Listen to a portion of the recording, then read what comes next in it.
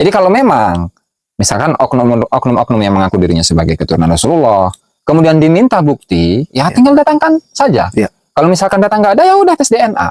Jangan kemudian ngeles, nggak mau tes DNA, ya kan? Lantaran takut atau khawatir kedoknya itu terbuka, kemudian beralasan dengan 1000 macam alasan untuk menghindari tes DNA. Ini dalam menerima status seseorang sebagai seorang keturunan Rasulullah, itu kan harus hati-hati. Nah, artinya apa? Artinya di situ harus ada proses penelitian. Ya, artinya kita teliti nih benar-benar apa enggak, misalkan si fulan itu mengaku sebagai keturunan Sultan Anu gitu. Ya kita kan nggak bisa ujuk-ujuk, oh husnudon dong saya ini berhusnudon kepada si fulan, si Anu, bahwa dia adalah keturunan Sultan Anu. Nah, yang dibicarakan saat ini itu adalah nasab yang mulia loh. Nasab yang bersambung kepada Rasulullah. Sementara para ulama banyak lah, tidak hanya satu ulama, tapi banyak dari ulama, ada Ibnu Hazm, kemudian ada Syekh Ibnu Hajar Al-Haytami, Syekh Ibnu Hajar Al-Asqalani, dan juga ulama-ulama yang lainnya. Jadi mereka itu, ulama-ulama yang disebutkan itu memerintahkan kepada kita untuk memuliakan Rasulullah Shallallahu Alaihi Wasallam. Ketika ada seseorang yang mengaku-ngaku sebagai keturunan Rasul, itu kan harus diverifikasi. Baik secara data. Kalau zaman dulu kan data tulisan gitu ya.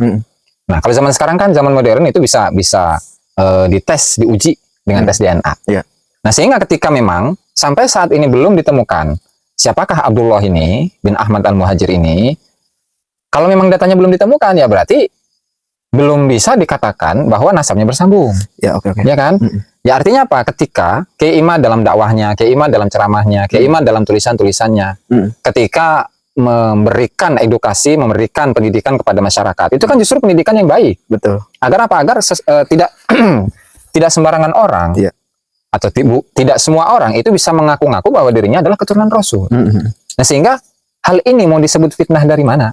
Toh mereka mengamalkan, toh yang dilakukan oleh Kiai Haji Imad CS DKK itu semata-mata demi memuliakan Rasulullah Shallallahu Alaihi Wasallam itu sendiri. Mensterilkan ya. Jangan sampai nasab yang bersambung kepada Rasulullah SAW itu dikotori oleh orang-orang yang hanya mengaku-ngaku bahwa dalam dirinya terdapat darah suci, darah Rasulullah.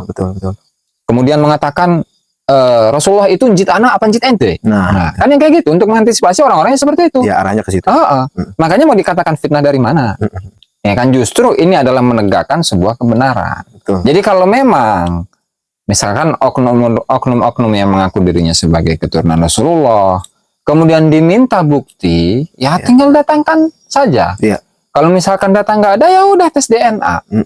Jangan kemudian ngeles, nggak mau tes DNA, ya kan? Lantaran takut atau khawatir kedoknya itu terbuka, kemudian beralasan dengan 1000 macam alasan untuk menghindari tes DNA.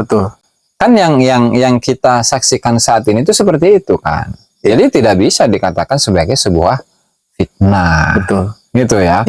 Jadi ya mudah-mudahan jawaban ini memberikan pencerahan bagi kita semua. Amin. Dan kita ini selalu diberi taufik dan hidayah. Amin.